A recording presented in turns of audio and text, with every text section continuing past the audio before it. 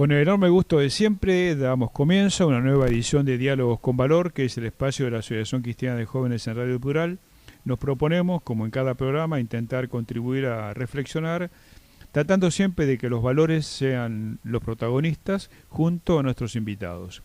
El bicentenario que estamos celebrando debiera constituir un punto de partida para pensar una Argentina que abandone la proclividad a los fracasos y las frustraciones. Es un enorme desafío que nos convoca a todos, sin excepción. No habría excusas para no comprometernos como sociedad. Asistimos a la oportunidad de recuperar por parte de la dirigencia de todos los ámbitos de la vida nacional, en especial la política, el rasgo de grandeza. Esta es una virtud que escasea en el escenario y es causa y también efecto de muchos de nuestros infortunios. En la dirigencia, o es la dirigencia la que tiene que proponerse y proponer a la vez avanzar por el camino de la unidad. No significa de manera alguna uniformidad, ni pensamiento único, ni homogeneización artificial. Todo lo contrario. Lo que se requiere es debate, pensamiento crítico, diversidad y pluralismo, pero he aquí la condición virtuosa, grandeza con mayúsculas, y alejando la tentación recurrente al egoísmo y la defensa de intereses personales o corporativos. Hace falta una generación dirigencial con espíritu de entrega y sacrificio, dispuesta a pavimentar un camino que otros podrán transitar con menos dolor y quizás mayores expectativas. Claro, viendo el espectáculo que esa misma dirigencia nos presenta cada día, se hace difícil imaginar un cambio tan potente y radical. Sin embargo, hay que intentarlo. Esa generación anhelada también tiene que comprender la importancia de los procesos y la necesidad de dotar a la política de una continuidad sistémica que evite empezar permanentemente de cero.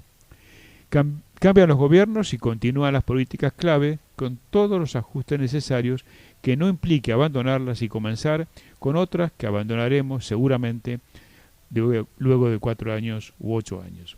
La sociedad civil en el mundo va tomando un rol de enorme significación. Lo propio se da, con demasiados altibajos todavía, en la Argentina. Las organizaciones de la sociedad civil son parte del proceso político global, con la ventaja de que no son, o no deberían ser, partidistas. A la dirigencia política tradicional le cuesta aceptar esta realidad, que es totalmente irreversible. Es cuestión de tiempo. La pobreza y la democracia no van de la mano. La democracia tiene que derrotar a la pobreza y este es un capítulo incumplido de la política, la deuda social. Y para ayudarnos a reflexionar hemos invitado una vez más a un muy querido amigo, destacado escritor y periodista y a la vez líder de la Asociación Cristiana de Jóvenes. Nos referimos a Fabián Bosor, que lo leemos habitualmente en Diario Clarín y otros medios, y le decimos: hola Fabián, gracias por el privilegio de contar con tu compañía otra vez y para reflexionar juntos. Gracias Norberto, ¿qué tal? ¿Todo bien? Sí. A mí me parece que los debates en la Argentina en general son endebles, muchas veces retóricos y no contribuyen a solucionar los graves problemas de la sociedad. Esto es en términos generales, por supuesto hay excepciones. ¿Vos cómo lo ves como periodista, como analista, este tipo de debate? Porque además tenés una experiencia internacional que es muy importante como para poder comparar. Es un país, somos un país, una sociedad con extraordinarias riquezas, esto lo sabemos, y al mismo tiempo con tremendas dificultades de acción colectiva, ¿no? Y esto tiene tanto que ver con el desarrollo de talentos y potencialidades que se expresan en las capacidades que aparecen y afloran y que suponen también un reconocimiento internacional notorio, como en los problemas cíclicos recurrentes de organización social, política, apego a las normas, confirmación de la posibilidad de asentar continuidades que nos contengan y que nos permitan trazar horizontes más previsibles. Esto es en el rango y en el alcance histórico que le pongamos. O sea, estamos ahora atravesando el bicentenario, estamos atravesando 3 largas décadas de continuidad democrática como no la tuvo nunca el país, la posibilidad de vivir tremendas crisis y recuperarnos de esas crisis sin apelar a o soportar o apelar o aceptar interrupciones impuestas, somos responsables de lo que hemos sembrado y cosechado, podría decir Saint-Exupéry, refiriéndose al mundo de aquel rey del Principito, ¿no? Ahora esa rosa la hemos maltratado y no la hemos sabido cultivar como se merecía. Y esto es lo que estamos viendo ahora. Me parece que es un momento de catarsis, de transición por un lado, porque estamos saliendo de una larga etapa histórico-política, larga en términos de perspectiva histórica no tanto, pero sí en términos de continuidad de gobierno, que ha terminado, que ha cambiado su signo, un recambio muy importante que hubo en el país en diciembre, una nueva expectativa respecto de cómo resolver los problemas de otro modo, y el aflorar de una cantidad de cosas, ¿no? Ollas que se destapan, situaciones que aparecen cuando cae el telón de determinada manera de ver las cosas, y detrás de esas bambalinas lo que aflora es los engranajes que aparentemente la sociedad no conocía acerca de cómo estaba siendo gobernada, y esto genera distintas cuestiones, ¿no? O sea, tenemos un problema inmediato que es esta avalancha cotidiana de escándalos y procesos de corrupción que algunos recomienzan, otros se aceleran y otros aparecen, y por otro lado hay un problema nuevamente, y remite a lo que a mí me interesa más, que es no solo observar sobre el escenario, sino preguntarnos acerca de nosotros mismos, como bien planteabas en tu introducción, las responsabilidades colectivas que hay acerca de cómo aceptamos, queremos o decidimos que nos gobiernen. Totalmente, comparto plenamente lo que decís, y hacemos mucho hincapié, quizás porque esta es una institución que vos conocés muy bien, basa su accionar en los valores. ¿Será posible recuperar algunos signos de grandeza de parte de la dirigencia? Cuando uno habla de la dirigencia, se refiere a toda la dirigencia, ¿no? La dirigencia política en primer lugar, pero también la dirigencia social que nos involucra, o la dirigencia empresarial, sindical, cultural, toda. Porque yo creo que sin algún rasgo de grandeza va a ser muy difícil no volver a tropezar con las piedras que hemos tropezado en estos tantas décadas de historia, aún en democracia. ¿Vos cómo ves esto de aspirar a esos rasgos de grandeza? Bueno, en principio tu reflexión me dispara distintas maneras, ¿no? de abordar la cuestión. Uno puede mirar a la historia y decir, bueno, tendemos siempre a sobrevalorar o sobrevaluar el pasado respecto del presente, ya sea para bien o para mal. O salimos de una época supuestamente gloriosa y después vino una decadencia, o agigantamos las responsabilidades de los desastres precedentes para justificar nuestros problemas actuales. Y las dos cosas suponen un desajuste cognitivo, digamos, un desajuste de conocimiento respecto de nuestra realidad, de nuestro ser en el aquí y ahora. Ni tanto ni tampoco. Entonces, no hubo, inclusive en el Bicentenario, o sea, es muy interesante. Ahí estoy leyendo ahora un libro que acaba de publicar Natalio Botana sobre la encrucijada de la independencia y la discusión entre monarquía y república en aquellos tiempos. Acaba de salir por Editorial Edasa y me parece muy linda lectura para estas semanas.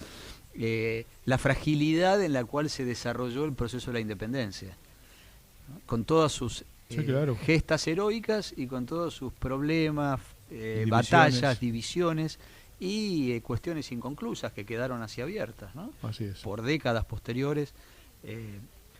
Si uno lo contrapone con el presente, dice, también nosotros en 30 años hemos sabido construir pequeñas epopeyas, y entonces ahí mi segunda reflexión tiene que ver con mirar menos arriba del escenario, mirar menos lo que nos muestra la pantalla o lo que nos indican o muestran los dirigentes, que son un síntoma, no son la causa de nuestros problemas, son síntomas y son emergentes, y mirar más horizontalmente en el aspecto del relacionamiento social, en el que vamos a ver cotidianamente. Quienes nos están escuchando lo pueden hacer la prueba, porque podemos hacer la prueba desde que nos levantamos cada mañana, la cantidad de situaciones en las que vemos dos respuestas posibles.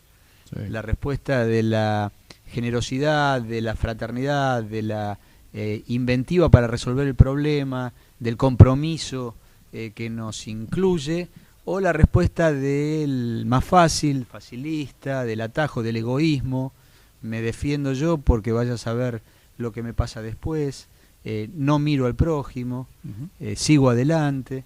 No, creo que desde ahí uno recompone o reconstituye una visión de la realidad macro, y vamos a ver que lo que nos ocurre son revelaciones o descubrimientos en cuanto a que tenemos alojado tanto la semilla de esa grandeza que buscamos, como de la defección respecto de nuestras responsabilidades sociales. Yo comparto mucho esto de que cuando vos evocás demasiado el pasado, comenzás a tener pereza para mirar el futuro, el presente y el futuro.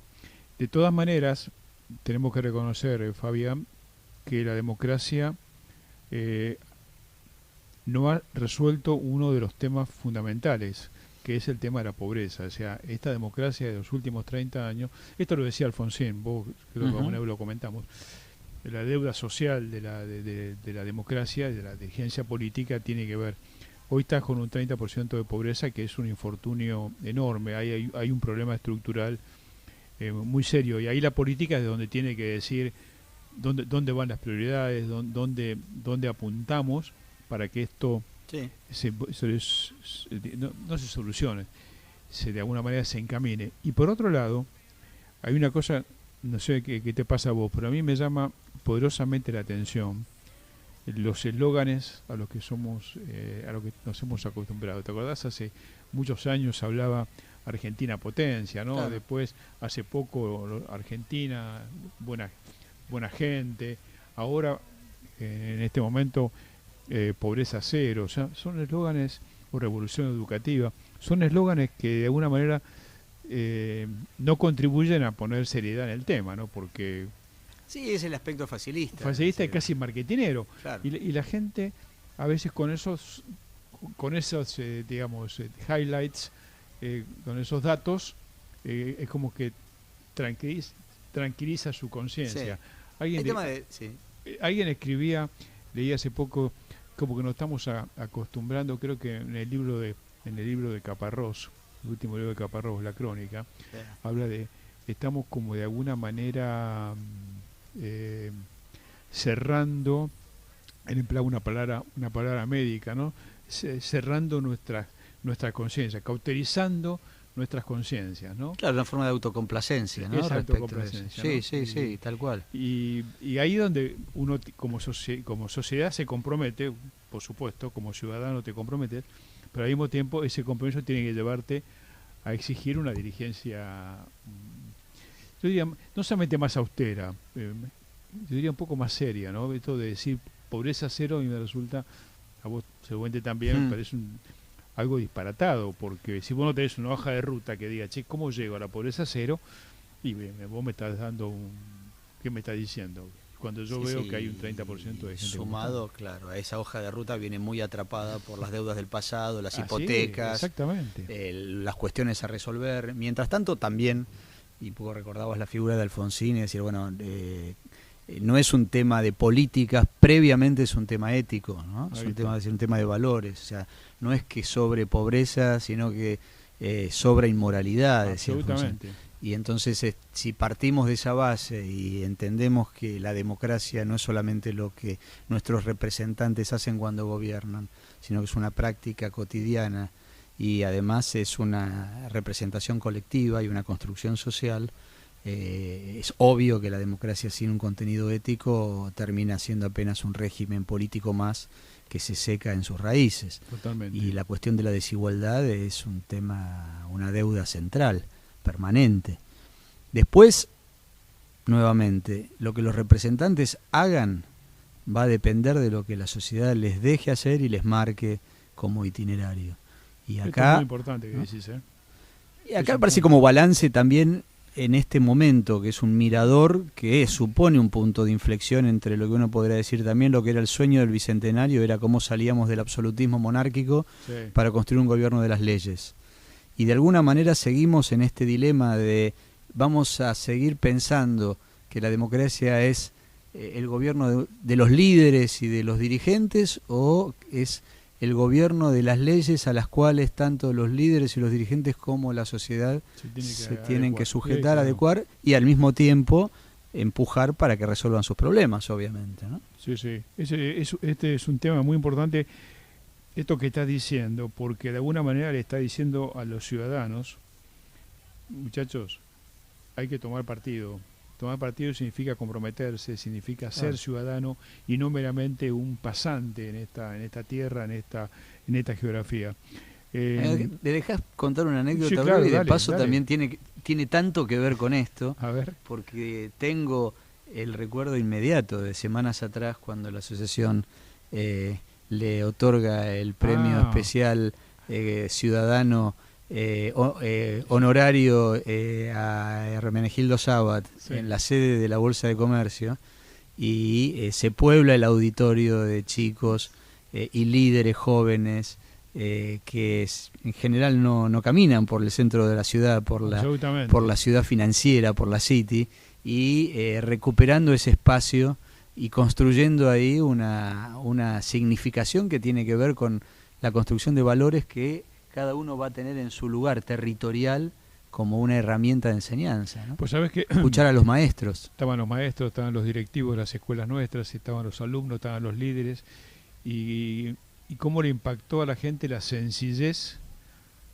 de las expresiones, al mismo tiempo de la sencillez, la profundidad de las expresiones de Sabat, ¿no? De Menchi, como le gusta que le llamen a él. Claro. Fue una de esas cosas, de las cosas que tendrían que ser cotidianas, ¿no? Tendría que ser más cotidiana. Pero como decías al principio vos, cuando se destapan las ollas de lo que está pasando en estas semanas en la Argentina, ¿no? Cuando las páginas policiales de los diarios están ocupadas por la política, ¿no? Sí, sí. Debe ser algo casi, vos como periodista experiente, debe ser casi inédito, ¿no? Sí, eso es el momento en el que además la realidad supera la ficción, por otro lado, y tiene que ver con cierto desmadre de los cauces naturales en los que cada uno tiene que hacerse cargo de sus responsabilidades, ¿no? Me parece que es una representación muy muy clara de eso. O sea, cuando no hay justicia, cuando no hay control sobre los actos de gobierno, cuando se deja que las mismas personas se ocupen de los problemas durante años y años y no se les exige rendición de cuenta, y se cree que simplemente se trata de cada 4 años poner un voto acá o allá, las consecuencias son esas. Sí, o sea, volver sobre los fueros y las fuentes es que los jueces se encarguen de juzgar, los fiscales se encarguen de investigar, los gobernantes se encarguen de resolver y administrar bien los bienes que son de todos, y no de estar presionando aquí y allá o preocupándose solamente de cómo van a hacer su campaña. Y bueno, los delincuentes donde tienen que estar, y la gente honesta pudiendo proyectar sus destinos individuales y grupales y sociales, sin estar permanentemente teniendo que lidiar con esto, ¿no? Totalmente. Recordamos a la audiencia que estamos dialogando con el periodista y escritor Fabián Bossuer. El tema del federalismo, hablando del bicentenario, ¿no? Y vos que además sos escritor e historiador, ¿cuánto tiempo más podemos soportar una geografía sin un federalismo realmente auténtico? Pero al mismo tiempo te pregunto, ese federalismo auténtico, desde tu perspectiva de historiador, ¿es posible o es inviable, digo, por las características de alguna de las provincias que conforman nuestra geografía, ¿no? ¿Cómo lo estás viendo? Es complicado, ¿no? Son 200 años, ¿no? También que venimos pensando este tema, ¿no? y trazando esta cuestión. Ya era un problema entonces, de 1810 a 1816, y después cada realidad provincial fue construyendo sus microrepúblicas, de una u otra manera, con características más o menos feudales o modernas. Por otro lado, hace 30 años se cumplen ahora, estaba viendo los otros días los registros recordatorios de la propuesta de Alfonsín del traslado de la capital. Me acuerdo. A Viedma, ¿no? A Viedma, que más allá de lo más o menos realista que implicaba esa propuesta, había una convocatoria a repensar la macrocefalia del país y sobre todo el desarrollo patagónico. Creo que hoy por hoy el gobierno ahora lanzó como principal iniciativa de desarrollo del interior el noroeste, el Plan Belgrano. Parece que de alguna manera eso es un pequeño avance, pero también olvida otras cuestiones centrales. El desarrollo de la integración física con Chile y el estado en el que está nuestra Patagonia hablan claramente no solamente del centralismo porteño, sino de una realidad de olvido y de soslayo de una enorme potencialidad que el país considera propia y al mismo tiempo no hacemos nada por desarrollarla y cuidarla, sin hablar de los otros desfalcos sí. Que se han cometido en el sur precisamente increíbles. Ahora creo que también es, así como antes planteábamos, invertir la pirámide, ¿no? No mirar la política del vértice, sino desde la base. Uno podría pensar lo mismo desde el punto de vista del federalismo, ¿no? O sea, tanto la ciudad y el conurbano bonaerense como el interior del país miran hacia la ciudad de Buenos Aires. Y ahí hay un aspecto de inercia cultural, pero también de estructura socioeconómica, ¿no? El esfuerzo, en todo caso, desde el poder político debería ser descentralizar y dar mayor presencia y ponderación. La coparticipación fiscal es también escandaloso que siga siendo algo que se decide en una mesa esporádicamente convocada por el presidente o el ministro de Hacienda y no desde los ámbitos naturales. El Congreso, el Consejo Federal de Inversiones es una institución que tiene el país y que está subutilizada. Totalmente. Las regiones, el desarrollo regional. Es decir, bueno, hay muchísimo que se puede hacer en ese sentido. Ahora, me parece importante, volviendo al plan Belgrano, hay un reconocimiento de que el federalismo también tiene que vincularse con la regionalización, es decir, claro. ¿No es cierto?, verlo como región y no tanto como provincias independientes cada una, porque hay una asimetría enorme entre unas y otras en términos de recursos, en términos de capacidad, de población. Mirá, o sea, yo un poco mirando la historia y los debates del presente o del pasado inmediato, esta supuesta lucha entre federalistas y unitarios o centralistas versus federalistas es también una pantalla. Hemos visto que los principales defensores del federalismo eran caudillos provinciales que lo que pretendían era llegar al centro político del país. Sí. Suponer, y eso para atrás, suponer que Rosa fuera el principal defensor de una Argentina estructurada desde una organización federal es un indicador de ese despropósito, claro. Es decir, mayor centralismo que ese no existía. Difícil de encontrar. Y a lo largo de la historia, hasta los últimos 10 años, recordando tanto relato y discurso a favor del federalismo y tanto centralismo en la ejecución y distribución, ¿no? O sea, de ahí salimos también. Sí, sí. Vos también te movés en el campo, además del campo del periodismo, te movés en el campo de la intelectualidad en la Argentina. ¿Cómo observás el rol de ambos ámbitos en el futuro del país? Esta es una pregunta comprometida yo sé que tenés independencia de criterio. Porque pareciera que en ambos casos está como también la Argentina o partida o dividida. Sí, hubo toda una etapa de mucha intensidad en los debates que también terminaron atrofiando la capacidad de pensar críticamente. Yo creo que la principal responsabilidad del intelectual es pensar críticamente, no dejar de pensar más allá de lo que ofrecen los datos de la realidad, pero no dejar de tener un pensamiento crítico respecto de todos los intereses en juego. O sea, suponer que el intelectual crítico tiene como función denunciar los intereses en juego es no otra cosa que legitimar los intereses en juego tal como se están desarrollando. Entonces los intelectuales aparecen como escribas o voceros de los poderes en juego. Es decir, la riqueza cultural de una sociedad depende también de tener un debate intelectual desprendido de los intereses en juego que se desarrollan y despliegan en otros ámbitos. Y eso permite precisamente incrementar el capital social de un país, que es la educación, ¿no? Y en el caso del periodismo también lo ves con el mismo rol, el rol de lo informativo por un lado, pero al mismo tiempo el de toma de distancia y el de contribuir a la reflexión crítica de la sociedad. Somos inflacionarios en eso, ¿no? Proliferantes. Es una sociedad parlante la Argentina. Sí, claro. Y el porteño ni hablar. Ni te cuento. O sea, tu pregunta es fundamental. Creo que no hay que exagerar tampoco y ponerlo en contexto. O sea, sabemos que cuando nos encontramos con visitantes, extranjeros, colegas, está claro que es una sociedad muy viva y vital, sí, desde el punto de vista de sus expresiones periodísticas, culturales, creativas. Hay una cantidad de medios de comunicación que es inusual en relación a otros países y otras sociedades. Ahora nos falta más escucharnos, nos falta más detener la pelota.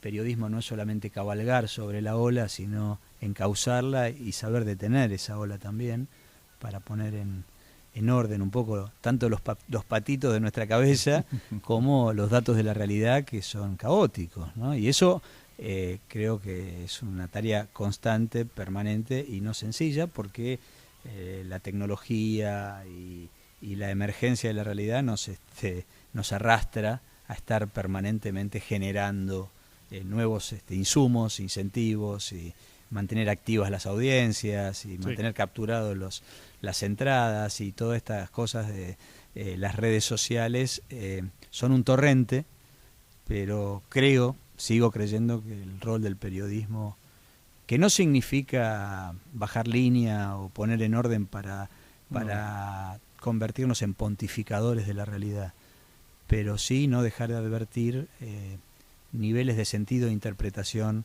a la realidad que nos permitan y que les permitan a nuestros interlocutores ampliar su horizonte de mira, ¿no? ¿Cómo no? Y en lo personal, ¿cuáles son tus planes como escritor? Si tenés planes, supongo que siempre tenés planes, pero ¿a dónde vas?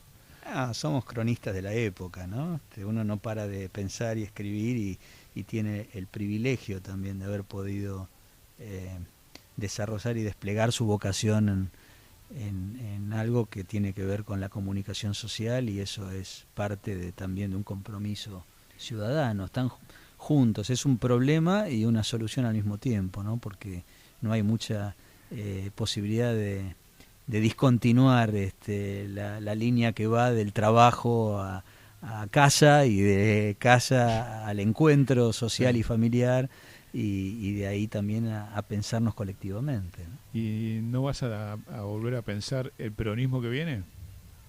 Estamos en eso, ¿no?